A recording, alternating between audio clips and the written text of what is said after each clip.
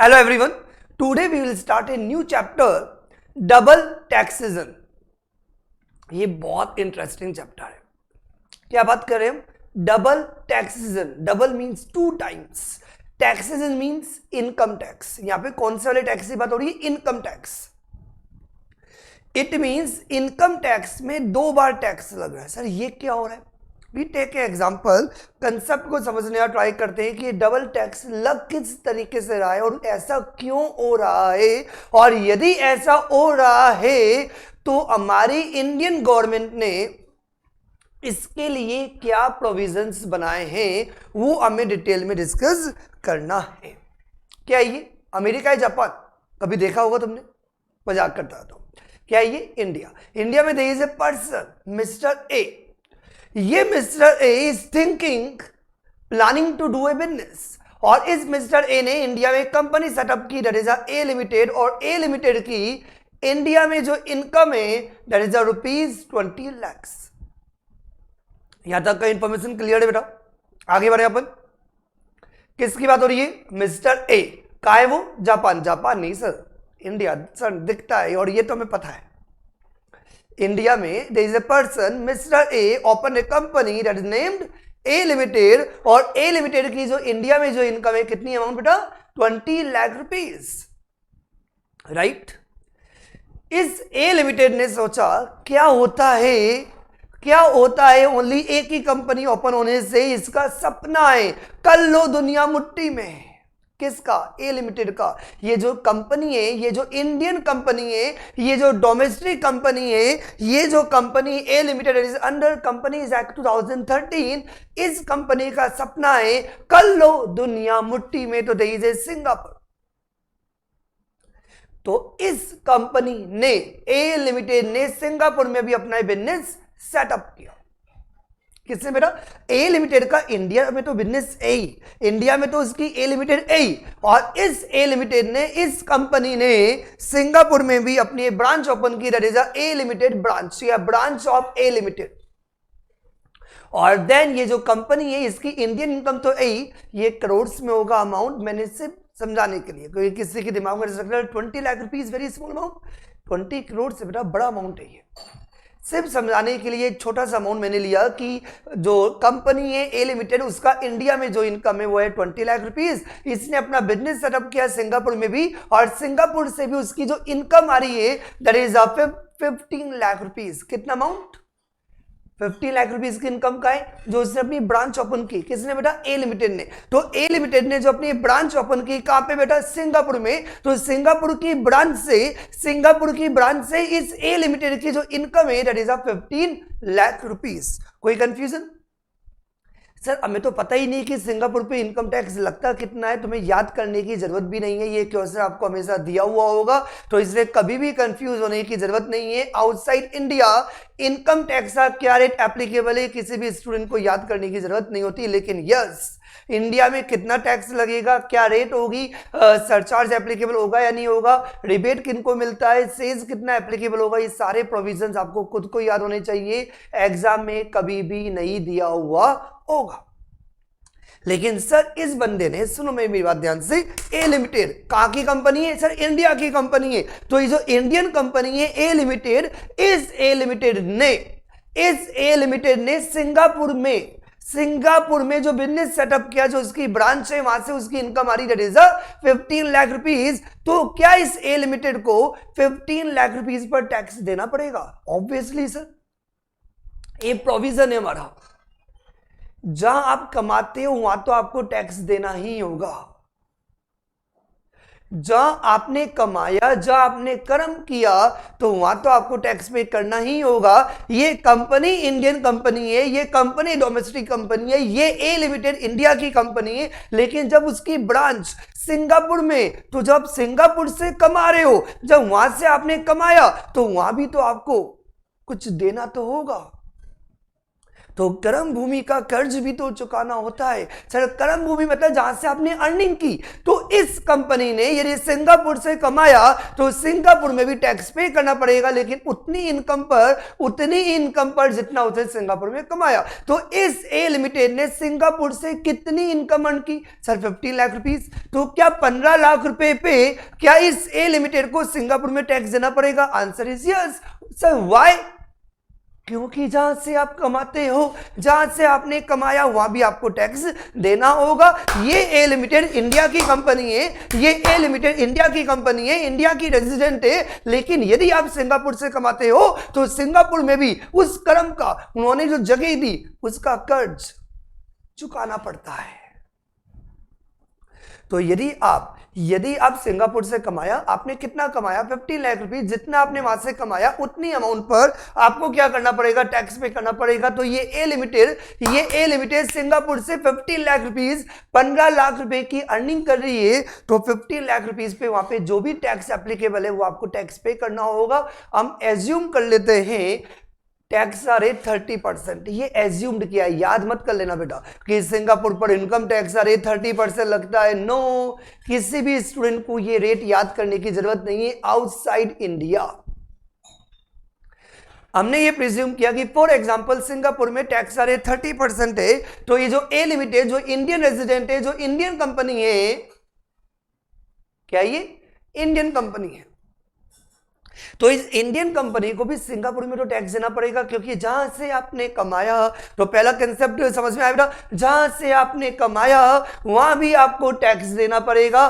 Company आप India की हो, आप इंडिया की रेजिडेंट हो, यदि आपने सिंगापुर से कमाया, कितना कमाया? जितना कमाया उस पर जो भी टैक्स वहां पे एप्लीकेबल है वो टैक्स सिंगापुर में देना पड़ेगा। तो सिंगापुर से आपने कमाया 15 लाख रुपीस, तो वहां पे टैक्स का रेट, इनकम टैक्स का रेट 30% है। सर एक minute, sir 4% health education cess भी तो लगेगा ना। आउटसाइड इंडिया के केस में जितना टैक्स होता है उतना ही आपको इंपोज करना होता है, अलग से कोई सेज वेज का कोई कंसेप्ट नहीं होता, क्योंकि आपको प्रोविजन याद होने की जरूरत ही नहीं है आउटसाइड इंडिया। इसका मतलब ये हुआ कि आउटसाइड इंडिया के केस में कभी ऐसे मत करना सर ये 1 करोड़ से ऊपर है तो सर सरचार्ज भी एप्लीकेबल होगा। अपने मन से आपने हेल्थ एजुकेशन सेस भी लगा दिया, भैया वहां पे क्या है तुम्हें थोड़ी पता है सिंगापुर में? सर हमें पता होना भी चाहिए। नो, आपको सिर्फ इंडिया का इनकम टैक्स पता होना चाहिए। आउटसाइड इंडिया क्या इनकम टैक्स का रेट है, क्या प्रोविजन से, you are not suppose to know. पता है, बहुत अच्छी बात है, नहीं भी पता कोई प्रॉब्लम नहीं है, एग्जाम के पॉइंट से आपको दिया हुआ होगा। समझ में आई बात? सर बिल्कुल समझ में आई। तो अपन ने यहाँ पे प्रिज्यूम किया कि ये person that is a A limited. यहाँ पे मैं मिस्टर ए के असेसमेंट की बात नहीं कर रहा हूं, मैं यहाँ पे किसके असेसमेंट की बात कर रहा हूं? Company that is a A limited. लेकिन ये जो बात कर रहा हूं ये सबके लिए एप्लीकेबल होगी। अपन ने एग्जांपल कंपनी का बनाया है, लेकिन इंडिविजुअल भी कवर हो सकता है, कंपनी भी कवर हो सकती है, पार्टनरशिप फॉर्म, एलएलपी, ऐसा कुछ भी नहीं है कि ये प्रोविजन ओनली कंपनी के ऊपर एप्लीकेबल है। एग्जांपल हमने कंपनी का लिया है, ये पहले ही क्लियर कर दो, कोई मिसअंडरस्टैंड मत कर लेना, that is very important. This provision is applicable for all the persons, क्योंकि the reason behind person important नहीं, इंपॉर्टेंट जो प्रॉब्लम है वो कुछ और है। मतलब प्रॉब्लम पर्सन की नहीं, पर्सन तो कोई भी हो, प्रॉब्लम किस वजह से? इस वजह से जो मैं अभी बताने जा रहा हूं। क्या बेटा, ए लिमिटेड है ना, कंपनी ना इंडिया की, उसे सिंगापुर में कमाया ना, तो सिंगापुर में कितना कमाया? 15 लाख रुपीस, और 15 लाख रुपए पे 30%, 4.5 लाख रुपए का क्या किया? टैक्स पे कर दिया। यहां तक आया समझ में? सर बिल्कुल समझ में आ गया सर, अभी तक तो प्रॉब्लम आई नहीं। सुनो तो सर, सुनो तो सुनो, ये जो कंपनी है ना ये इंडियन रेजिडेंट है। क्या है बेटा? इंडिया की रेजिडेंट है। क्या है ये? इंडिया की रेजिडेंट है, और इंडिया की रेजिडेंट होने की वजह से इस ए लिमिटेड को, पॉइंट टू बी नोटेड, इस ए लिमिटेड को, point to be noted, India में जो टैक्सेबल इनकम होगी for the purpose of income tax purposes, Singapore में कितना कमाया? सिंगापुर में कितना कमाया? 15 लाख रुपीस। सिंगापुर में कितना कमाया? 15 लाख रुपीस। इंडिया में कितना कमाया? 20 लाख रुपीस। तो जो इनकम जो कंसिडर की जाएगी वो 20 लाख कंसिडर नहीं की जाएगी, that will be the 35 lakh rupees. कितना बेटा? 35 लाख रुपीस। कितना बेटा? 35। सर 35 क्यों? Think about it. क्या बोला मैंने? समझ में आई बात बेटा? मैंने बोला कि ये जो कंपनी, क्या नाम है इसका, ए लिमिटेड, इस ए लिमिटेड की सिंगापुर के अंदर भी बिजनेस है और इंडिया में भी बिजनेस है। सिंगापुर से जो इनकम है वो कितना बेटा, 15 लाख रुपीस, कितना 15 लाख रुपीस, और इंडिया में जो बिजनेस है उससे कितनी इनकम है, 20 लाख रुपीस। तो इंडिया के पॉइंट से जो इनकम कंसिडर की जाएगी, इंडिया में जो इनकम जो मानी जाएगी वो कितनी मानी जाएगी, 20 लाख रुपीस या 35 lakh rupees? Sir 35। Reason wait कर रहा हूं मैं, क्या रीजन होगा इसका, याद आया कुछ? Residential status. तो रेजिडेंशियल स्टेटस तो आपने डिटरमाइन किया होगा, और ये जो डोमेस्टिक कंपनी है, जो इंडियन कंपनी हमेशा इंडिया की रेजिडेंट मानी जाती है, और जो कंपनी हमेशा इंडिया की रेजिडेंट है, जो कंपनी हमेशा इंडिया की रेजिडेंट है, जो भी पर्सन, कंपनी क्यों, जो भी पर्सन इंडिया का रेजिडेंट है, चाहे वो इंडिविजुअल हो, चाहे वो पार्टनरशिप फर्म हो, चाहे वो एलएलपी हो, चाहे वो कंपनी हो, जो भी इंडिया के रेजिडेंट है उनको इंडियन इनकम पर तो टैक्स पे करना ही पड़ेगा, फॉरेन इनकम पर भी टैक्स पे करना पड़ेगा, उनको इंडियन इनकम पर भी टैक्स पे करना पड़ेगा, फॉरेन इनकम पर भी टैक्स पे करना पड़ेगा। मतलब आप यदि जन्मभूमि का कर्ज, अभी तो मैं कर्म भूमि की बात कर रहा था, मैं जन्मभूमि की बात कर रहा हूं, जिस धरती में आप पैदा हुए हो, जहां से आप बड़े हुए हो, जिस धरती पे आपने जन्म लिया, उस जन्मभूमि का कर्ज तो चुकाना होगा। यदि आप इंडिया के रेजिडेंट हो तो इंडियन इनकम तो टैक्सेबल होगी ही होगी, फॉरेन इनकम भी इंडिया में टैक्सेबल होगी, फॉरेन इनकम भी इंडिया में टैक्सेबल होगी। Very important point to be noted बेटा। और वैसे तुम लोगों को लग रहा होगा सर ये तो हमें पहले से पता है सर, एग्जीक्यूटिव के अंदर हम ऑलरेडी पढ़ चुके हैं। रेजिडेंशियल कंसेप्ट, यदि आप इंडिया के रेजिडेंट हो, सुनो बात, यदि आप इंडिया के रेजिडेंट हो, क्या बेटा, यदि आप इंडिया के रेजिडेंट हो तो रेजिडेंट की हर इनकम, रेजिडेंट की हर इनकम इंडिया में टैक्सेबल है। कहां के रेजिडेंट, इंडिया के। तो ये ए लिमिटेड क्या है बेटा, इंडिया में रेजिडेंट है, और जब ये ए लिमिटेड यदि इंडिया में रेजिडेंट है तो इसका मतलब इंडियन इनकम 20 लाख रुपीस तो टैक्सेबल है ही, और रेजिडेंट को हर इनकम पर टैक्स पे करना पड़ता है, इंडियन इनकम पर भी टैक्स पे करना पड़ता है, फॉरेन इनकम पर भी टैक्स पे करना होता है, पूरे वर्ल्ड की इनकम पर टैक्स पे करना होता है जहां आप रेजिडेंट हो। और ये ए लिमिटेड इंडिया में रेजिडेंट है, इसे इंडियन इनकम भी इंक्लूड होगी और फॉरेन इनकम भी यहां इंक्लूड होगी, फॉरेन इनकम भी यहां इंक्लूड होगी, फॉरेन इनकम भी यहां इंक्लूड होगी, फॉरेन इनकम भी यहां इंक्लूड होगी। आया कि नहीं आया? आया ना? बात समझ में आ रही बेटा? सर बहुत इजी कंसेप्ट है, अभी तो कंसेप्ट स्टार्ट हुआ ही नहीं, ये तो वो कंसेप्ट है जो आप पहले पढ़ चुके हो, उसकी वजह से प्रॉब्लम तो अब आएगी, चैप्टर तो अब बनना स्टार्ट होगा, चैप्टर तो बना ही नहीं अभी तक। बड़ा मजा आने वाला है, वादा मेरा, जब ये क्लास एंड होगी तो ऐसा लगेगा सर आज मजा ही आ गया। किसकी बात करो बेटा? ए लिमिटेड की बात हो रही है। किसकी बात हो रही है? ए लिमिटेड की। तो ए लिमिटेड की इंडिया में कितनी टैक्सेबल इनकम होगी? ए लिमिटेड की इंडिया में कितनी टैक्सेबल इनकम होगी? That is rupees 35 lakh. कितना बेटा? ए लिमिटेड की इंडिया के अंदर जो टैक्सेबल इनकम होगी दैट इज 35 लाख रुपीज, और ये हमें पता ही है। यदि आप प्रीवियस ईयर 17-18 के अंदर, यदि प्रीवियस ईयर 17-18 के अंदर यदि आप अपना टर्नओवर रिसिप्ट यदि 400 करोड़ से ऊपर ले लेते हो तो बात अलग है, अदरवाइज तो क्या होगा, टैक्स रेट 25%। आपको पता ही एक दो ही टैक्स है, आप कुछ ऑप्शन ऑप्ट कर लो तो बात अलग है, नॉर्मली आप टैक्स रेट दो ही मानते हो, 25% और 30% in the case of domestic company. Sir individual हो तो इंडिविजुअल के केस में आपको पता ही है सिलेबस एप्लीकेबल होगा, और यदि पार्टनरशिप फर्म है तो आपको पता ही है 30% टैक्स लगेगा, वो प्रोविजन आपको पता ही है। तो यहाँ पे हमने क्या लिया, डोमेस्टिक कंपनी, तो इंडिया के लिए टैक्स लगेगा 30 और 25%। तो एज पर flat rate that is 35 lakh का 25% कैलकुलेट कर लेना, that is 8,75,000 rupees. Surcharge applicable नहीं होगा, and then 4% health education cess लगेगा, दैट इज रुपीज 35,000 रुपीज। और टोटल जो हमारा टैक्स आया 9,10,000 रुपीज। Any confusion? सर ये क्यों हुआ? सर ये हुआ due to the reason of residential concept. कुछ प्रॉब्लम हुई इस वजह से। ये कंसेप्ट तो सही है, ये तो एग्जीक्यूटिव के अंदर बेसिक कंसेप्ट था, इनकम टैक्स का पहला चैप्टर है। यदि कोई एग्जीक्यूटिव या सीए इंटर में भी यदि कंसेप्ट और कोई वीडियो यदि देख रहा है तो भी उनको फर्स्ट डे ही पढ़ा दिया होगा, फर्स्ट डे ही पढ़ लिया होगा। यदि आप इंडिया के रेजिडेंट हो, यदि आप इंडिया के रेजिडेंट हो, तो इंडियन रेजिडेंट को, चाहे वो इंडिविजुअल हो, चाहे वो पार्टनरशिप हो, चाहे वो एलएलपी हो, चाहे वो कंपनी हो, यदि आप इंडिया के रेजिडेंट हो तो जहां आपने जन्म लिया उस जन्म भूमि का कर्ज देना पड़ता है, वहां की इनकम पर भी टैक्स पे करना पड़ता है, और जो फॉरेन के अंदर जो भी आपकी इनकम है उस पर भी आपको टैक्स पे करना पड़ता है। इंडियन इनकम पर भी टैक्स पे करना पड़ता है, फॉरेन इनकम पर भी टैक्स पे करना पड़ता है इंडियन रेजिडेंट को। आया कि नहीं आया? तो इसका मतलब ये हुआ, मुझे लग रहा है बिल्कुल क्लियर हुआ ना बेटा। तो ये जो ए लिमिटेड है ना, तो इस ए लिमिटेड की जो इनकम है वो 35 लाख रुपीस होगी। इस ए लिमिटेड की जो इनकम है वो 35 लाख रुपीस इंडिया के अंदर टैक्सेबल होगी। इंडिया में आपने कमाया 20 लाख रुपीस, और 20 लाख रुपीस तो आएगा ही। सर 15 लाख क्यों आया? 15 लाख रुपीस इसलिए आया बेटा क्योंकि आप इंडिया के रेजिडेंट हो, आप इंडियन रेजिडेंट हो, और जब आप इंडियन रेजिडेंट हो तो फॉरेन इनकम पर भी इंडिया में टैक्स पे करना पड़ता है। As per the residential concept में दिया हुआ है, रेजिडेंट की हर इनकम इंडिया में टैक्सेबल है, चाहे वो इंडियन इनकम हो चाहे वो फॉरेन इनकम हो। इसलिए ए लिमिटेड के लिए जो इंडिया के अंदर टैक्सेबल इनकम जो मानी जाएगी that will be the 20 + 15 that is 35 lakh rupees. हमने ये माना कि टैक्स का रेट है 25%, वो है पता होना भी चाहिए, क्वेश्चन में दिया हुआ भी नहीं होगा, क्योंकि इंडिया की टैक्स रेट आपको टिप्स पे याद होनी चाहिए।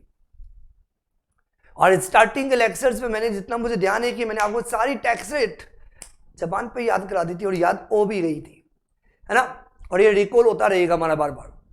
तो 25% क्या हुआ? इनकम टैक्स रेट लगा, सरचार्ज लगेगा नहीं जो हमारा अमाउंट है उसके हिसाब से।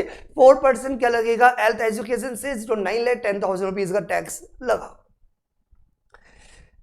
प्रॉब्लम क्या हुई उसको बताने से पहले कुछ प्रॉब्लम आई, प्रॉब्लम पे आ जाते हैं। ये कंसेप्ट समझ में आ गया सर, ये तो हो गया। कुछ प्रॉब्लम है सर, ये क्या हो रहा है? क्या सर ये क्या हो रहा है? सर ये क्या हो गया? क्या सर ये क्या हो गया? अनर्थ। क्या अनर्थ हो गया?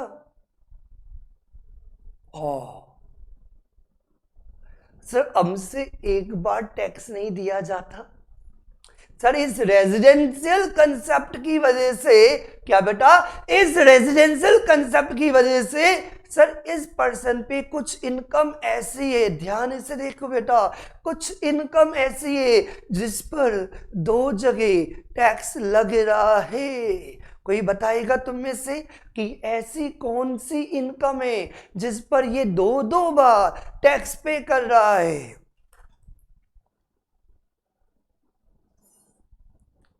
क्या बेटा? ये 15 लाख रुपीस पर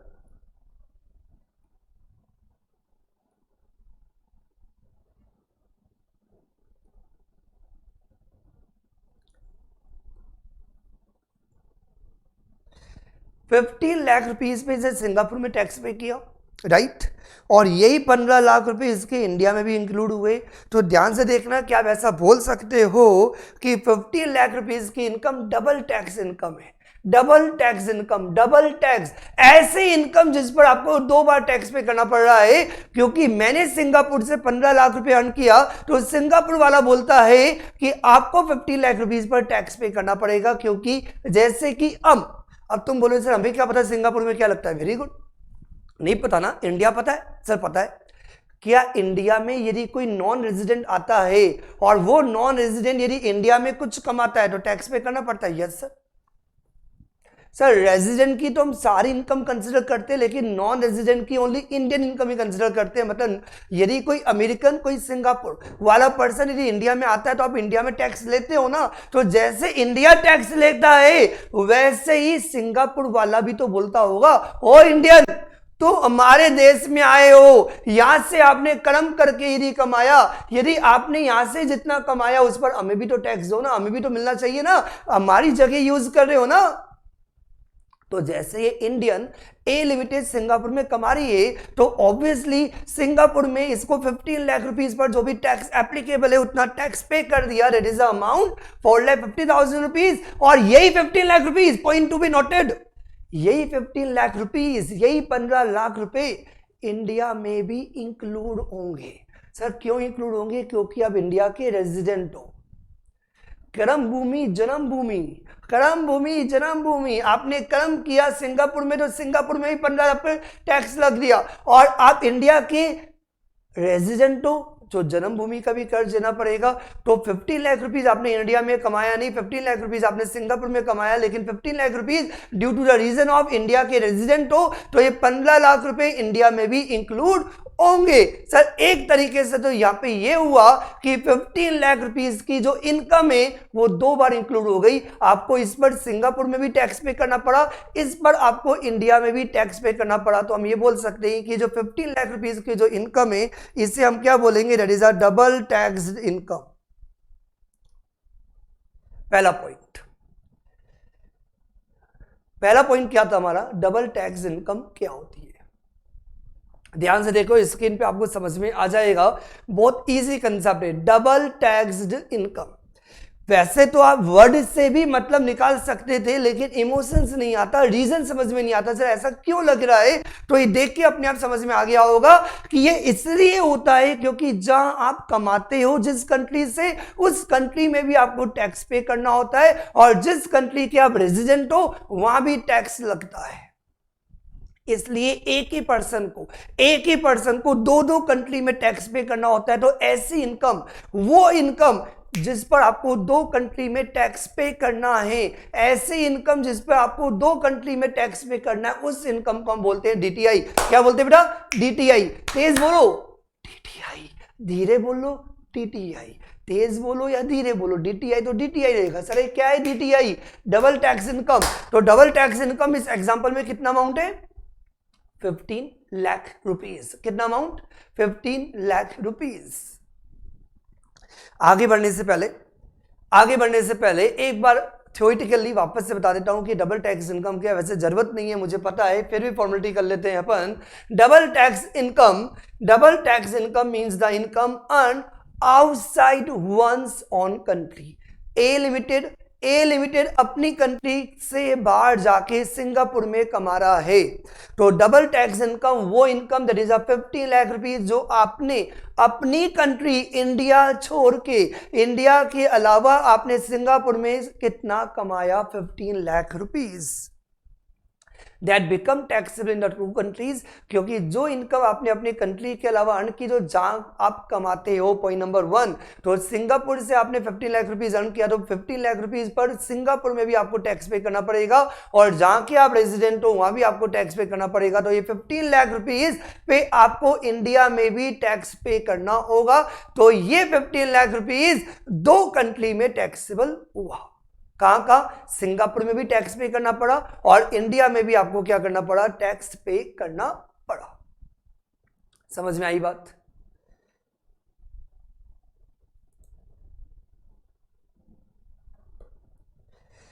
तो यहां पे हमें समझ में आया कि जो 15 लाख रुपीज की जो अमाउंट है, इस 15 लाख रुपीज पर हमारे 2 बार टैक्स लग रहा है। तो 15 लाख रुपीज को हम बोलेंगे डबल टैक्स्ड इनकम। सर अब एक पॉइंट ये आता है, सर यदि ये 15 लाख रुपीज की जो अमाउंट है जो आप बता रहे हो, ये 15 lakh rupees double tax income है, राइट। यदि ये 15 lakh rupees double tax income है, सर एक बार इनकम टैक्स नहीं दूंगा सर, 2 बार लगा रहे हो। तो यदि 2 बार यदि टैक्स लगेगा, तो क्या प्रॉब्लम है, दिमाग लगाओ बेटा। प्रॉब्लम आ गई तुम्हारे सामने, प्रॉब्लम आ गई, अब हम मिलकर सॉल्यूशन निकालेंगे, और जैसे ही सॉल्यूशन निकलेगा तो प्रोविजन अपने आप बन जाएगा। बच्चा याद करता रहता है, कितना याद करूंगी, जिंदगी निकल जाएगी याद करने में। हम तो प्रोविजन याद नहीं करेंगे, हम तो प्रोविजंस बनाएंगे। We are the makers, we are not the readers of law. हम लॉ पढ़ते नहीं है, लॉ बनाने का ट्राई करते हैं, क्योंकि हर प्रोविजन के पीछे कोई ना कोई रीजन है। आने वाले वक्त में लोग याद करेंगे, कोविड-19 जब 300 के केसेस थे तब तो लॉकडाउन हो गया, जब 10 लाख से ज्यादा केसेस थे तब लॉकडाउन नहीं हुआ, रट्टा मारोगे ना, लेकिन हमें पता है प्लीज मत करो लॉकडाउन, प्लीज मत करो लॉकडाउन, इकोनॉमी खत्म हो जाएगी। और 300 में थे तो हमें लगा था कि लॉकडाउन करके शायद हम इंप्रूव कर लेंगे, इसलिए हमने एक बार ट्रायल बेसिस पे किया। रीजंस होते हैं यार, बात के रीजंस होते हैं, हर चीज याद नहीं की जाती, सर्कमस्टेंस बेस्ड है। तो अब हम प्रोविजन बनाएंगे कि क्या बनेगा प्रोविजन। सर प्रॉब्लम हमें समझ में आ गई, सर ये 15 लाख रुपीज है ना, ये 15 लाख रुपीज सर, इस पर सिंगापुर में हमने 15 लाख रुपीस का अप्रोक्स 30% टैक्स सिंगापुर में दे दिया। सर यही 15 लाख रुपीस पे हमने इंडिया में एक ही इनकम है, पर्सन भी एक है, क्या नाम है एसएसजी का, that is A limited, there is a person that is A limited. India में टैक्स लगेगा 25%। इस ए लिमिटेड के पॉइंट से आप ध्यान से देखो कि इस ए लिमिटेड ने 15 लाख रुपीस की इनकम पर 30% का टैक्स, 30% का टैक्स सिंगापुर में दिया एंड 25% का टैक्स इंडिया में दिया। टोटल टैक्स, एक ही इनकम 15 लाख रुपीस की इनकम पर टोटल टैक्स जो लग गया वो 55% टैक्स लग गया। भैया जो हमने जो सपना देखा है कर लो दुनिया मुट्ठी में, भैया हम कमाए जा रहे हैं, टैक्स पे किए जा रहे हैं। ले लो टैक्स, टैक्स ले लो, टैक्स ले लो, टैक्स ले लो। भैया हम कमा किसके लिए रहे हैं? टैक्स पे करने के लिए। हाँ, हमने जो सपना देखा है कि ज्यादा कमाना है, ज्यादा कमाने का मतलब थोड़ी टैक्स पे करना है, हम तो खुद के लिए कर रहे हैं ना, क्योंकि हमारी नीड ज्यादा है, हमारे सपने बड़े हैं, हमने सपना दुनिया का देखा है। तो इसका मतलब थोड़ी कि यदि इनकम ज्यादा होगी अमाउंट में तो टैक्स भी ज्यादा होगा, लेकिन परसेंटेज थोड़ी बढ़ना चाहिए। यदि हमने जितना भी कमाया यदि 55% यदि टैक्स में चले जाएगा, 60% यदि टैक्स में चले जाएगा, तो क्या 40% के लिए इतने पापड़ बेले? हाँ, गवर्नमेंट ने बोला चिल्ला क्यों रहा है, लग गया ना। क्योंकि ये क्यों हुआ, मैंने रीजन तो दे दिया ऑलरेडी, ये रेजिडेंशियल की वजह से हुआ। क्योंकि भैया आप सिंगापुर से आप कमा के आ रहे हो, आप जब सिंगापुर से कमा के आ रहे हो, सिंगापुर में आपने 30% टैक्स पे कर दिया, सिंगापुर में आपने कमाया तो 30% टैक्स वहां लग गया, और आप इंडिया के रेजिडेंट हो तो आपको इंडिया में भी 25% टैक्स पे करना पड़ेगा, इस वजह से आपके ऊपर 55% टैक्स लग गया। भैया ये प्रॉब्लम तो रिजॉल्व करनी पड़ेगी, ये प्रॉब्लम तो आपको रिजॉल्व करनी पड़ेगी, क्योंकि 55% का आपका टैक्स लग रहा है। कितना टैक्स लग रहा है? 55% टैक्स लग रहा है। और यदि आप ए लिमिटेड पे यदि 55% टैक्स लगाओगे तो दो बातें होगी।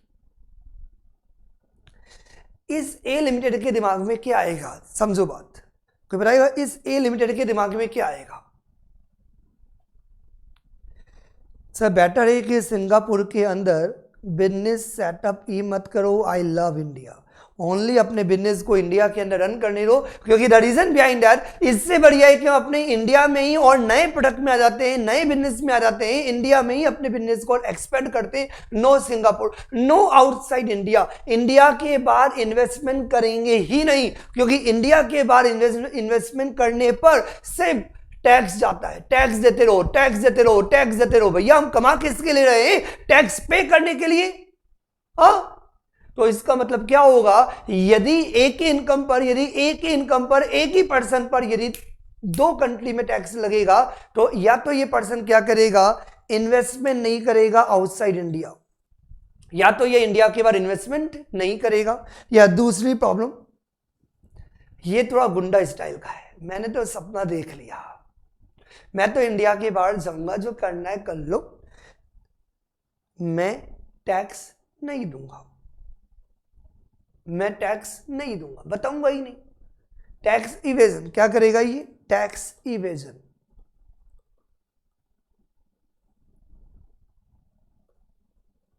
मतलब पहले वाले केस में आपने इंडिया के बाहर इन्वेस्टमेंट किया था, इन्वेस्टमेंट ही नहीं किया, यहां पे आपने क्या किया, इन्वेस्टमेंट तो किया आपने इन्वेस्टमेंट तो किया सिंगापुर के अंदर, तो आपको टैक्स देना ही पड़ेगा क्योंकि आपने वहां पे अर्न किया वहां के रूल्स के हिसाब से। लेकिन ये पर्सन ये ट्राई करेगा कि मैं सिंगापुर से कमा के लेके आ रहा हूं तो वहां पे लग रहा है, वो बात अलग है।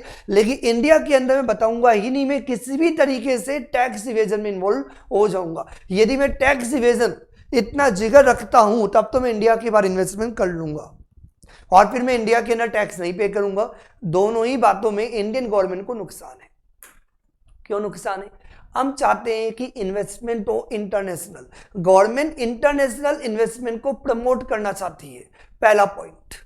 दूसरा पॉइंट, गवर्नमेंट ये नहीं चाहती कि जब इंटरनेशनल इन्वेस्टमेंट हो तो किसी भी तरह का टैक्स इवेजन हो, और जब डबल टैक्सेशन की वजह से टैक्स इवेजन होगा तो गवर्नमेंट को कुछ ना कुछ रिलीफ प्रोवाइड करना पड़ेगा। आई कि नहीं? यही बात समझ में सर हमें बहुत अच्छी तरह समझ में आ गया है कि डबल टैक्सेशन का मतलब ये हुआ कि सेम पर्सन सेम इनकम। क्या बेटा जल्दी बोलो? Same person A limited, same income 15 lakh rupees is taxable in 2 countries. जहां आपने अर्न किया वहां भी टैक्सेबल है, जहां के आप रेजिडेंट हो वहां भी टैक्सेबल है। और इस डबल टैक्स होने की वजह से उस पर्सन के ऊपर डबल टैक्स लगता है, और डबल टैक्स होने की वजह से प्रॉब्लम्स ये आती है कि इंटरनेशनल इन्वेस्टमेंट या तो कम हो जाएगा, या तो इंटरनेशनल इन्वेस्टमेंट कम हो जाएगा, या पर्सन टैक्स इवेजन में इन्वॉल्व हो जाएगा, और दोनों में ही गवर्नमेंट प्रीफर नहीं करती। ऐसा नहीं होना चाहिए। तो नाउ अब गवर्नमेंट बोलती है क्या करें जी, कुछ तो करना इजी पड़ेगा ही, कुछ तो करना पड़ेगा, तो क्या करें जल्दी बताओ। तो गवर्नमेंट के दिमाग में आया कि भैया ये डबल टैक्स लग रहा है, इससे रिलीफ तो प्रोवाइड करना इजी। तो यदि इससे हमें यदि रिलीफ प्रोवाइड यदि करना है तो क्या ये हमारी प्रॉब्लम है? मतलब जैसे हमारी जो ए लिमिटेड इंडिया के अंदर है ना, तो ऐसे कोई सिंगापुर की कंपनी होगी, तो सिंगापुर की कंपनी जब इंडिया में बिजनेस सेटअप करती होगी तो उन्हें इंडिया में भी टैक्स देना पड़ता होगा, उन्हें सिंगापुर में भी टैक्स पे करना पड़ता होगा। तो जिन जिन कंट्रीज को ये प्रॉब्लम्स आई तो सिंपल सा पॉइंट ये आता है कि पूरे वर्ल्ड के अंदर ये प्रॉब्लम कॉमन है। तो हो सकता है कि कंट्रीज ने आपस में एग्रीमेंट कर लिया हो, ये इंडिविजुअल कंट्री वाइज होगा। फॉर एग्जांपल इंडिया ने सिंगापुर के साथ एग्रीमेंट कर लिया, इंडिया ने जापान के साथ एग्रीमेंट कर लिया, और बहुत सारी कंट्रीज ऐसी होगी जिन्होंने इंडिया के साथ एग्रीमेंट नहीं किया होगा। तो हो सकता है कि आपने उस कंट्री से इनकम अर्न की जिसके साथ या तो आपका एग्रीमेंट है या कोई भी एग्रीमेंट नहीं है। फॉर एग्जाम्पल इंडिया ने अपनी इनकम अर्न की फॉर एग्जाम्पल सिंगापुर, और हम ये एज्यूम कर लेते हैं कि यदि इंडिया और सिंगापुर का आपस में एग्रीमेंट है, यदि दोनों का यदि आपस में एग्रीमेंट है तो जनरली हम बोलते हैं कि 2 मेथड एप्लीकेबल होते हैं। कोई बता सकता है क्या तरीके से रिलीफ प्रोवाइड किया जाना चाहिए? टेक्निकली नेम मैं आपको आगे बता दूंगा, लेकिन नेम बताने से पहले अब हम बनाने का ट्राई करें कि जो प्रॉब्लम है ना, ये भी जो प्रॉब्लम जो अपन ने अभी एग्जांपल लिया, जैसे 15 लाख रुपीस की इनकम, कितनी इनकम है ना, 15 लाख रुपए की जो इनकम है ना, वो इंडिया में भी टैक्सेबल है ना, वो सिंगापुर में भी टैक्सेबल है ना। सर इससे रिलीफ कैसे प्रोवाइड कर सकते हैं? पहला पॉइंट, सर रिलीफ देने का एक आइडिया हमारे पास। फॉर एग्जाम्पल सिंगापुर में आपने ये जो 15 लाख रुपीस जो अर्न किया वहां पे 30% टैक्स पे कर दो, 4.5 लाख रुपए का, वो तो देना ही पड़ेगा क्योंकि आपस में यदि आपने एग्रीमेंट कर रखा है। तो हो सकता है सिंगापुर गवर्नमेंट भी बोल दे कि मत करो, लेकिन हम एज्यूम करते हैं कि आपने सिंगापुर के अंदर 15 लाख रुपीस की इनकम पे 30% टैक्स पे कर दिया और 4.5 लाख रुपए का तो टैक्स आपने वहां पे कर दिया। जिस इनकम पर आपने टैक्स पे कर दिया, प्रॉब्लम 15 लाख रुपए की इनकम पर ही है ना, 20 लाख रुपए की इनकम तो ओनली इंडिया में ही टैक्सेबल है। तो ए लिमिटेड बोलता है 20 लाख रुपीस पर तो टैक्स पे करने में कोई प्रॉब्लम ही नहीं है, ओनली हमें प्रॉब्लम है 15 लाख रुपीस की इनकम पर। तो नाउ द सॉल्यूशन जो दिमाग में आ रहा है वो ये आ रहा है, सर यदि हम 15 लाख रुपए की इनकम पर सिंगापुर में 30% टैक्स पे कर देते हैं, हम 4.5 लाख रुपए का वहां पे टैक्स पे कर चुके हैं, तो जब इंडिया का जब टैक्स कैलकुलेट करेंगे तो इंडिया में ओनली 20 लाख पर ही टैक्स लगा दो। कितना परसेंट? 25 + 4%। 25% हमने टैक्स रेट लिया, 4% हमारा हेल्थ एजुकेशन से, सरचार्ज यहाँ एप्लीकेबल नहीं है, तो 20 लाख का 26%। इसका मतलब ये हुआ कि 15 लाख रुपीस जब आप सिंगापुर में टैक्स पे कर चुके हो तो ये 15 लाख रुपए की इनकम ये इंडिया में क्या हो जाएगी, एग्जेम्प्ट कर दो, इसको इंक्लूड ही मत करो, तो डबल टैक्स लगेगा ही नहीं। डबल टैक्स का प्रॉब्लम सोल्व। हम ए लिमिटेड को प्रॉब्लम किस बात से है, हमें इसी बात से प्रॉब्लम है कि 15 लाख रुपए की इनकम पर सिंगापुर में भी टैक्स लग रहा है, इंडिया में भी टैक्स लग रहा है। यदि आप 15 लाख रुपीस की इनकम पे सिर्फ सिंगापुर में टैक्स लगा रहे हो और इंडिया में टैक्स नहीं लगा रहे हो, तो एक ही बार टैक्स लग रहा है, तो हमारी प्रॉब्लम सॉल्व हो गई। इसको कोई नाम बना सकता है, इसका कोई नाम बना सकता है? सर इस मेथड को क्या नाम दें, हम क्या नाम दें? प्यार को नहीं, मेथड, इस मेथड को। सर ये मेथड में क्या किया हमने? सर जहां से आपने इनकम अर्न की वहां पे आपने टैक्स पे कर दिया, देन जहां के आप रेजिडेंट हो उस इनकम को आपने क्या कर दिया, इंक्लूड ही नहीं किया। उस इनकम को आपने इंक्लूड ही नहीं किया, मतलब इनकम ही नहीं माना, मतलब आपने एग्जेम्प्ट कर दिया। क्या कर दिया? एग्जेम्प्ट। क्या कर दिया? वो इनकम इंक्लूड नहीं की, वो इनकम इंक्लूड नहीं की, इसका मतलब उस इनकम को आपने एग्जेम्प्ट कर दिया। तो क्या नाम आया बेटा? Exemption method. तो पहला मेथड को हम क्या बोलेंगे सर? Exemption method. क्या बात है सर, आजकल तो मेथड के नाम भी बनाने लगे। We are genius. I love income tax. पहला मेथड क्या हुआ बेटा? Exemption method. एग्जेम्पशन मेथड कोई बनाएगा क्या? इसका मतलब जल्दी बोलो बेटा। एग्जेम्पशन मेथड मतलब, एग्जेम्पशन मेथड मतलब जिस इनकम पर आपने फॉरेन कंट्री में, अनदर कंट्री में टैक्स पे कर दिया, तो वो इनकम आपको अपनी कंट्री में इंक्लूड करनी नहीं है एट ऑल। गवर्नमेंट बोलती है हम ऐसा नहीं करेंगे भैया, हम इनकम तो एक बार इंक्लूड करेंगे। सेकंड मेथड क्या कहता है? हम इनकम को तो एक बार इंक्लूड करेंगे जी, हम इनकम को एक बार इंक्लूड करेंगे। क्या करेंगे? इनकम को एक बार इंक्लूड तो करना पड़ेगा। क्या करना पड़ेगा? इनकम को एक बार इंक्लूड तो करना पड़ेगा। इसका मतलब ये हुआ भैया, आपने जो सिंगापुर में कमाया, कितना कमाया? 15 लाख रुपीज। तो 15 लाख का 30% मतलब ये कि 4,50,000 रुपीज। क्या बेटा? 15 लाख का 30%, 4,50,000 रुपीज का टैक्स आप सिंगापुर में दे दो। इंडिया में ये इनकम हम एग्जेम्प्ट नहीं करेंगे। सेकंड मेथड क्या है? एग्जेम्प्ट मत करो इनकम, एग्जेम्प्ट मत करो इनकम। मतलब ये कि इंडिया के अंदर आपकी इनकम कितनी है? 20 लाख रुपीज। इंडिया में 20 लाख रुपीज है, सिंगापुर से आपने कितना कमाया? अब इंडिया के रेजिडेंट हो, तो इंडिया के रेजिडेंट हो, 20 + 15 इज 35 लाख। कितना बेटा? 35 लाख। कितना टैक्स लगेगा 35 लाख का? Sir 25 + 4%, that is 20। 25 + 4, 29 मत कर लेना। जो 4% हेल्थ एजुकेशन से वो 25 टैक्स का ही लगता है ना। 35 लाख का कितना परसेंट बेटा? 26%। 9,10,000। सही दो, रुको तो सही। तो प्रॉब्लम क्या है बेटा तेरी? ए लिमिटेड प्रॉब्लम क्या है तेरी? सर प्रॉब्लम ये है ना कि मैं 15 लाख रुपए में भी टैक्स इंडिया में भी लग रहा है और 15 लाख रुपए में सिंगापुर में भी टैक्स लग रहा है, तो हम क्या करेंगे? 15 लाख रुपीज में जितना आपने फॉरेन कंट्री में टैक्स पे किया 4,50,000 रुपीज का, उसका हम आपको क्या दे देंगे? Set of.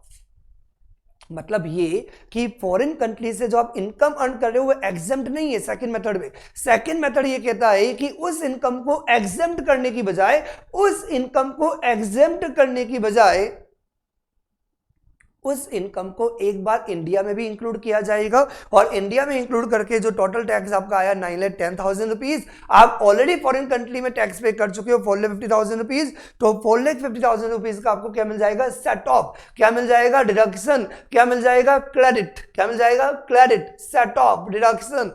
तो 4,50,000 रुपीज का डिडक्शन लेने के बाद जो रिमेनिंग जो टैक्स आपको पे करना पड़ेगा, डेट इज 4,60,000 रुपीज, ये फाइनली आपको क्या करना पड़ेगा? टैक्स पे करना होगा। कितना अमाउंट? 4,60,000 रुपीज। तो कोई बता सकता है तो सेकेंड मेथड को क्या नाम दिया? क्या नाम दे बेटा? सर सेकंड मेथड में क्या करना पड़ता है? सर सेकंड मेथड में ये हुआ कि फॉरेन कंट्री में जितना भी आपने टैक्स पे कर दिया उसका आपने क्या ले लिया? क्रेडिट ले लिया, सेट ऑफ ले लिया, डिडक्शन ले लिया, तो इसका नाम पड़ गया क्रेडिट मेथड। क्या नाम पड़ गया बेटा? Credit method. तो कितने मेथड हो गए सर? 2 मेथड हो गए। कितने मेथड हो गए? 2 मेथड। कितने मेथड हो गए? 2 मेथड। यदि कंट्रीज आपस में यदि एग्रीमेंट कर रही है तो जनरली वो दो तरीके से आपको रिलीफ प्रोवाइड कर सकती है। तो एग्रीमेंट मेथड या तो एग्जम्पशन मेथड के थ्रू होगा या क्रेडिट मेथड के थ्रू आपको क्या करेगी? रिलीफ प्रोवाइड करेगी when two countries having the agreement. और रियल लाइफ में अभी बात करूंगी तो बहुत इजी होगा, आप डायरेक्टली एग्रीमेंट रीड कर लो और एग्रीमेंट के अकॉर्डिंग आपको रिलीफ प्रोवाइड करना होगा, वही होगा जो एग्रीमेंट में लिखा हुआ है। लेकिन एग्जाम के पॉइंट से भी बात करूं तो एग्रीमेंट आपको मिल नहीं सकता कि आपको पूरा एग्रीमेंट दिया हुआ होगा। तो उन केसेस में आपको क्या करना पड़ेगा? ये बात ध्यान रखनी पड़ेगी कि जनरली इंडिया एग्जेम्पशन मेथड को प्रिफर नहीं करता। इंडियन गवर्नमेंट की जो फिलोसॉफी है वो एग्जेम्पशन मेथड नहीं समझती। वो गवर्नमेंट ये बोलती भैया पूरी इनकम कैसे माफ कर दें। तो इंडिया के अंदर जब हम क्वेश्चन सॉल्व करेंगे when there is a agreement, तो हम जनरली यदि एग्रीमेंट का कुछ प्रोविजन दिया हुआ है तो वही होगा जो एग्रीमेंट में दिया हुआ है। लेकिन यदि एग्रीमेंट में कुछ नहीं दिया है तो जनरली आप बात करोगे तो हम ये बोलेंगे कि एग्जेम्पशन मेथड इंडिया में अडॉप्ट नहीं किया गया है। तो वैसे आपको याद करने के लिए थ्योरेटिकल पॉइंट से यदि बोला जाएगा तो आपको याद रखना पड़ेगा, जब किसी भी फॉरेन कंट्रीज के साथ एग्रीमेंट होता है तो दो ही तरीके होते हैं, टू मेथड्स, दो ही मेथड है रिलीफ प्रोवाइड करने की, या तो एग्जेम्पशन मेथड होगा या क्रेडिट मेथड होगा, या एग्जेम्पशन मेथड होगा या क्रेडिट मेथड होगा। सर एग्जेम्पशन मेथड में क्या हुआ? जो हमारी प्रॉब्लम थी डबल टैक्स इनकम थी, यदि उस पर यदि आपने फॉरेन कंट्री में टैक्स पे कर दिया, यदि डबल टैक्स इनकम पर यदि आपने फॉरेन कंट्री में टैक्स पे कर दिया तो उस इनकम को ही माफ कर दो, अपने इंडिया में इंक्लूड करने की जरूरत ही नहीं है। ये तो एग्जम्पशन मेथड है। सर क्रेडिट मेथड क्या है? क्रेडिट मेथड ये बोलता है कि पूरी इनकम माफ नहीं होगी, वो इनकम आपको एक बार इंडिया में इंक्लूड करनी होगी। जितना आपने फॉरेन में टैक्स पे कर दिया वो टैक्स के अमाउंट का आपको क्या मिलेगा? क्रेडिट मिलेगा। और इंडिया में क्रेडिट मेथड ही अडॉप्ट किया हुआ है। तो यहां पे मैं लिख देता हूं when there is a agreement तो there are two methods to provide relief from pain, that is a pain relief. कौन बोला मेरे साथ? Pain relief. सब पेन रिलीफ थोड़ी, ये सब कौन सा रिलीफ? Double taxation relief. तो डबल टैक्स रिलीफ प्रोवाइड करने के लिए या तो एग्रीमेंट होगा कंट्रीज के बीच में आपस में, या एग्रीमेंट नहीं होगा। और यदि एग्रीमेंट है तो दो मेथड है। क्या बेटा? दो मोड है या दो मेथड है। कौन कौन से? पहला मेथड बताओ जल्दी से बेटा, क्या है? सर फर्स्ट मेथड है हमारा that is a exemption method, और दूसरा मेथड है हमारा क्रेडिट मेथड। सर ये क्रेडिट मेथड को भी हम दो कैटेगरी के अंदर डिवाइड कर सकते हैं। One is a full credit method, another is a credit with progression method.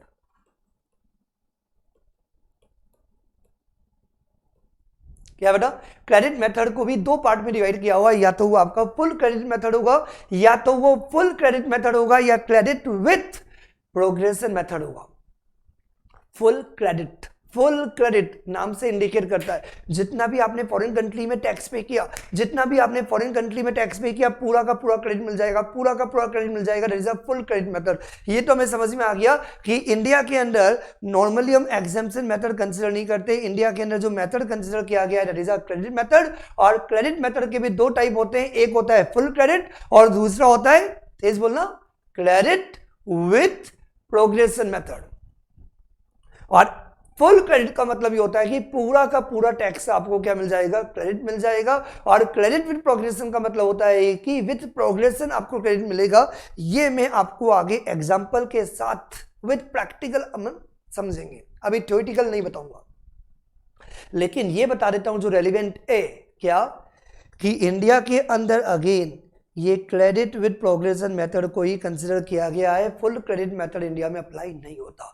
लेकिन जब एग्जाम में कोई क्वेश्चन थ्योरेटिकल आए तो आपको याद रखना पड़ेगा कि जब एग्रीमेंट है तो दो मेथड होते हैं रिलीफ प्रोवाइड करने के, एक तेज बोलो एग्जेम्पशन मेथड और दूसरा क्रेडिट मेथड। और इंडिया में एग्जेम्पशन मेथड कंसिडर नहीं किया गया है। इंडिया के अंदर जो मेथड जनरली अप्लाई किया जाता है रिलीफ प्रोवाइड करने के लिए वो क्रेडिट मेथड है। और ये क्रेडिट मेथड के भी दो टाइप है, फुल क्रेडिट मेथड और credit with progression method, credit with progression method, समझ में आ गया। और इंडिया के अंदर जो क्रेडिट मेथड में भी जो अडॉप्ट किया गया है वो है क्रेडिट विथ प्रोग्रेशन मेथड।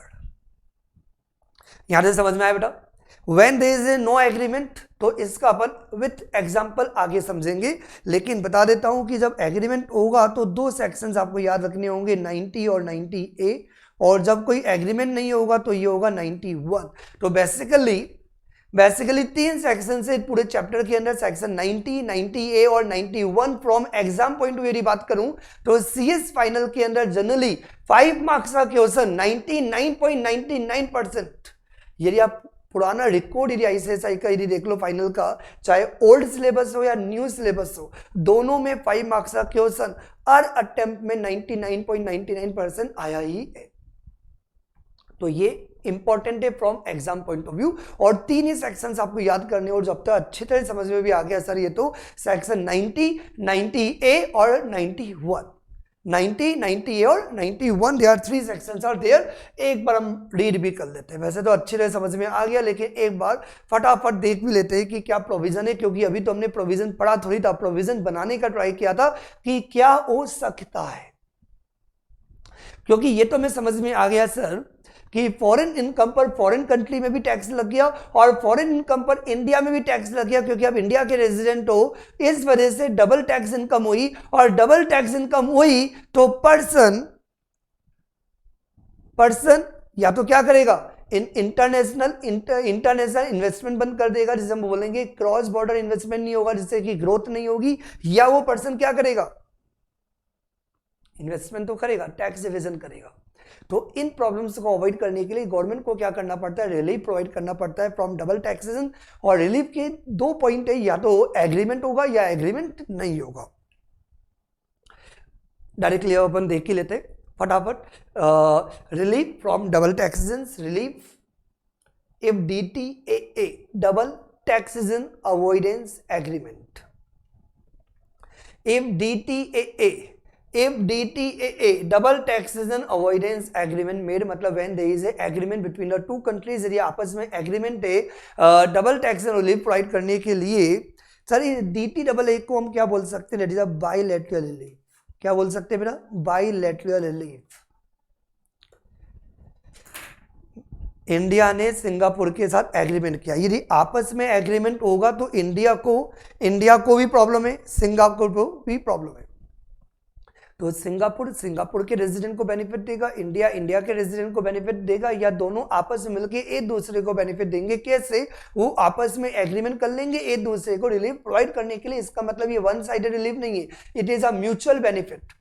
तुम्हें भी फायदा होगा, हमें भी फायदा होगा, ये म्यूचुअल एग्रीमेंट है, आपस में एग्रीमेंट करके दूसरे को रिलीफ प्रोवाइड किया जाएगा, that is a bilateral relief. Section 90, 90A और 91 तो आगे आएगा, DTAA is not made, that is a point number 1, that is a point number 1।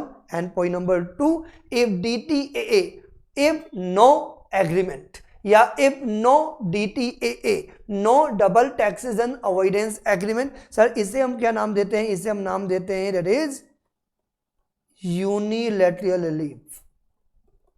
यदि दो कंट्रीज का यदि आपस में कोई भी एग्रीमेंट नहीं है तो ये वन साइडेड रिलीफ है, ये वन साइडेड बेनिफिट है। और माँ को, अपने बच्चे को तो बेनिफिट देना ही पड़ता है। सर माँ बोले तो जन्मभूमि, जन्म भारती, मेरी भूमि, मेरी भारत माता। तो जो इंडियन रेजिडेंट है, तो इंडियन गवर्नमेंट इंडियन रेजिडेंट को क्या करेगी, रिलीफ प्रोवाइड करेगी when there is no agreement. तो यदि आपस में एग्रीमेंट नहीं है, तो इंडिया और सिंगापुर के बीच में कोई एग्रीमेंट नहीं है, तो म्यूचुअली कोई रिलीफ प्रोवाइड नहीं किया जाएगा। इंडियन गवर्नमेंट इंडियन रेजिडेंट को क्या करेगी, रिलीफ प्रोवाइड करेगी अकॉर्डिंग टू सेक्शन 91, राइट। तो when there is a agreement, bilateral relief, when there is a agreement, bilateral relief, section 90 or 90A is applicable. When there is a no agreement, known as unilateral relief, one sided relief. और कौन सा section, 91। जब agreement होगा तो दो method applicable होंगे relief provide करने के। दो मेथड कौन कौन से होंगे, पहला मेथड क्या होगा हमारा, तुम्हें नाम पता ही है, मतलब एग्जाम्पशन मेथड। दूसरा मेथड कौन सा होगा sir, that is a credit method. Exemption method से पहले हम एक बार क्रेडिट मेथड की बात कर लेते हैं। क्रेडिट मेथड में क्या होता है, समझ में आ गया सर। क्रेडिट मेथड में क्या होगा, the home resident country, that is India, calculate the tax on the basis of total income including the income in the source मतलब वो कंट्री जहां से आपने अर्न किया, दैट इज सिंगापुर। तो जो सिंगापुर की इनकम को भी इंडिया में इंक्लूड करके, मतलब सिंगापुर में जो आपने 15 लाख रुपीज अर्न किया, जहां पे आपने टैक्स पे कर दिया 15 लाख रुपीज पे, उस इनकम को भी एक बार आपको रेजिडेंट कंट्री में इंक्लूड करना होगा। इसका मतलब ये हुआ कि 15 लाख रुपीज पर सिंगापुर में टैक्स पे करने के बाद 15 लाख रुपए की इनकम इंडिया में आपको इंक्लूड करनी होगी, और इंक्लूड करके आपको क्या करना होगा, टोटल टैक्स कंप्यूट करना होगा। देयर आफ्टर, उसके बाद home country, resident country that is India allows the deduction from the is on tax, जो भी टोटल टैक्स का जो अमाउंट आएगा, जिसमें फॉरेन इनकम को भी इंक्लूड किया हुआ है, उसको इंक्लूड करते हुए जो भी आपका टोटल टैक्स बना, उस टोटल टैक्स से क्या होगा, जितना टैक्स आपने सेम इनकम पर जो पे किया इन द सोर्स, मतलब earning country that is Singapore, तो सिंगापुर में जितना भी आपने टैक्स पे किया उसका आपको क्या मिल जाएगा, डिडक्शन मिल जाएगा, सेट ऑफ मिल जाएगा, क्रेडिट मिल जाएगा। और मैंने पहले बता दिया है क्रेडिट मेथड दो टाइप है, कौन सा, फुल और credit with progressive method. The income which may be tax in the country X, ये तो समझ में आएगा। एग्जाम्पल मेथड क्या कहता है बेटा, the income which may be taxed in the country X is not taken into account at all by the country Y, जिस इनकम पर आपने फॉरेन कंट्री में एक बार टैक्स पे कर दिया, उस इनकम को इंक्लूड ही नहीं करना। क्रेडिट मेथड के दो टाइप है, फुल और क्रेडिट विथ प्रोग्रेशन मेथड।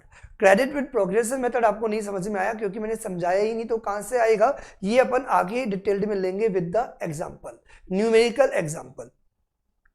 लेकिन उससे पहले एक लास्ट कंसेप्ट लेके इस क्लास को हम एंड करते हैं। पर्पसेस, पूरा टॉपिक खत्म नहीं हुआ, आगे कंटिन्यू होगा। एक brief idea of this chapter वो अपन याद इस क्लास के अंदर कवर कर लिया है, बाकी नेक्स्ट क्लास में और डिटेल्ड में अपन इसके आगे लेंगे जो बच गया है कंसेप्ट। लेकिन यस, जो पढ़ाया एक बार कंप्लीट कर देते हैं। Purposes for which agreement is entered, India और सिंगापुर ने आपस में एग्रीमेंट किया, डबल टैक्स रिलीफ प्रोवाइड किया।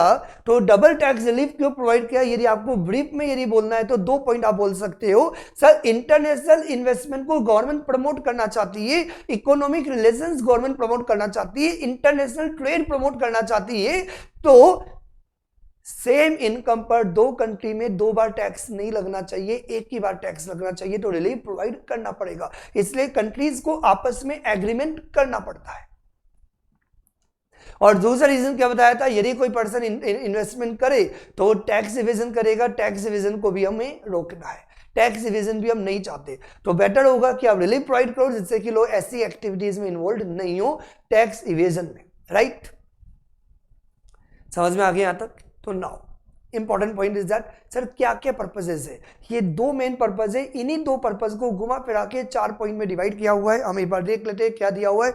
बहुत बार एग्जाम में डायरेक्टली क्वेश्चंस भी आ जाता है, वैसे इस चैप्टर से डायरेक्टली क्वेश्चंस कम बनेंगे। 98% 95% चांसेस है कि न्यूमेरिकल ही आएगा, जो इसके बाद अपन लेना स्टार्ट करेंगे। फिर भी एक या दो बार आया हुआ है कि क्या क्या रीजन है जिसकी वजह से दो कंट्रीज आपस में एग्रीमेंट करती है रिलीफ प्रोवाइड करने के लिए। सेंट्रल गवर्नमेंट में enter into an agreement with the government of any country outside India for any of the following purposes. Number 1, granting the relief in respect of double tax income to promote, क्या promote करने के लिए, mutual economic relation, trade and investment. Economic relations, trade और investment को promote करने के लिए relief provide किया जाएगा, राइट। क्योंकि द रीजन बिहाइंड दैट, आप इन्वेस्टमेंट तभी तो करोगे जब जेन्युइन होगा। यदि एक इनकम पर दो बार टैक्स लगेगा तो आप आउटसाइड इंडिया इन्वेस्टमेंट करना ही प्रीफर नहीं करोगे, और गवर्नमेंट चाहती है कि आप इंडिया के बाहर भी इन्वेस्टमेंट करो, और सिंगापुर की कंपनी, जापान की कंपनी भी इंडिया में इन्वेस्टमेंट करे। तो इसका मतलब दोनों कंट्रीज को आपस में यदि इंटरनेशनल ट्रेड और इन्वेस्टमेंट को प्रमोट करना है तो एग्रीमेंट करना पड़ेगा रिलीफ प्रोवाइड करने के लिए। Point number 2, avoidance of double taxation, that we know. अब टैक्स इवेजन को कैसे रोकोगे सर, टैक्स इवेजन को रोकने का एक ही तरीका है जब आपको पता हो, क्योंकि the reason behind that a person के दिमाग में क्या आएगा, मैंने सिंगापुर के अंदर क्या कमाया, इंडियन गवर्नमेंट को कैसे पता चलेगा। मैंने अमेरिका से कितना कमाया, क्योंकि मैंने अमेरिका में कमाया तो अमेरिकन गवर्नमेंट ने टैक्स ले लिया, लेकिन इंडियन गवर्नमेंट को कैसे पता चलेगा कि ए लिमिटेड ने अमेरिका में कितना कमाया या मिस्टर ए ने जापान से कितना कमाया? बात समझ में आ रही है? आउटसाइड इंडिया में कितना कमाता हूं कैसे पता चलेगा? तो ये ऐसे पता चलेगा कि यदि इंडियन गवर्नमेंट यदि जापानीज गवर्नमेंट के साथ या सिंगापुर गवर्नमेंट के साथ ये एग्रीमेंट कर ले कि आपकी कंट्री में जो पर्सन आएंगे हमारे यहाँ के, तो प्लीज आप हमें इंफॉर्मेशन प्रोवाइड करना। यदि वो आपस में यदि इंफॉर्मेशन को यदि एक्सचेंज करेंगे तो ये मिस्टर ए इंडिया में टैक्स इवेजन नहीं कर पाएगा, क्योंकि टैक्स इवेजन को रोकने का एक ही तरीका होता है, वो होता है इंफॉर्मेशन को एक्सचेंज करना, इंफॉर्मेशन की अवेलेबिलिटी। क्योंकि जब पता चल जाएगा कि मिस्टर ए ने इतना कमाया इंडिया के बाद, तो उसे झक मार के क्या करना पड़ेगा? टैक्स पे करना ही पड़ेगा। तो पॉइंट नंबर 3 में क्या दिया हुआ है कि हम चाहते हैं कि टैक्स इवेजन रुके, और टैक्स इवेजन को रोकने का तरीका है इंफॉर्मेशन एक्सचेंज की जाए। और ये इंफॉर्मेशन एक्सचेंज करने के लिए एग्रीमेंट बनाना बहुत जरूरी है, क्योंकि हम किसी जापान के पर्सन या कंपनीज के ऊपर ऑब्लिगेशन नहीं दे सकते, तुम्हें हमें इंफॉर्मेशन देनी ही पड़ेगी। इंडियन गवर्नमेंट किसी भी इंडियन पर्सन को कंपेल कर सकती है, लेकिन जापानीज को कंपेल नहीं कर सकती। जापानीज को सिर्फ जापानीज गवर्नमेंट ही कंपेल कर सकती है। इसलिए इंडियन गवर्नमेंट जापानीज गवर्नमेंट के साथ, सिंगापुर गवर्नमेंट के साथ एग्रीमेंट कर रहे हैं कि यदि हमारा कोई पर्सन यदि इंडिया के बाहर कमाए तो हमें बता देना, इंफॉर्मेशन एक्सचेंज करना। तो exchange of information for prevention of evasion of income tax, right. And last one is what you want, income tax का इवेजन नहीं हो और जितना भी इनकम टैक्स बनता हो उसकी रिकवरी हो। तो उस पर्पज के लिए दो कंट्रीज क्या करती है? आपस में एग्रीमेंट करती है। और मुझे लगता है जितना मैंने आज क्लास में कवर किया बहुत अच्छी तरह समझ में आ गया होगा। Have a good day to all of you.